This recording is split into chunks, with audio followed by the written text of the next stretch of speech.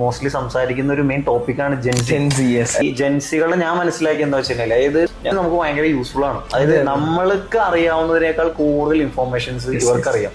കാരണം നമ്മൾ ശരിക്കും പറഞ്ഞു കഴിഞ്ഞാൽ ഒരു 90s കിഡിനെ സംബന്ധിച്ചിടത്തോളം നമ്മൾ ഇത് നമ്മളുടെ എക്സ്പീരിയൻസിൽ കൂടെ നമ്മളിങ്ങനെ ഓരോന്ന് പഠിച്ചുകൊണ്ടിരിക്കുകയാണ്. അപ്പോൾ സത്യം പറഞ്ഞാൽ ഈ പറയുന്ന ChatGPT ആയാലും അല്ലെങ്കിൽ പല ടൂൾസുകളായാലും ഇവർ യൂസ് ചെയ്യുന്നത് കണ്ടിട്ടാണ് നമ്മൾ നോക്കുന്നത്. അപ്പോൾ ഇവർക്ക് വേണ്ടത് ആക്ച്വലി ഫ്രീഡം ആണ്.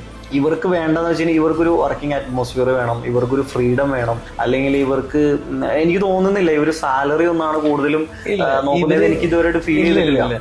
ഞാനിപ്പോ ഞങ്ങളുടെ കമ്പനിയിലെ ഒരു പ്രത്യേകത വെച്ചാൽ നമ്മളുടെ ഒരു 99.9% ജെൻസീസ് ആണ്.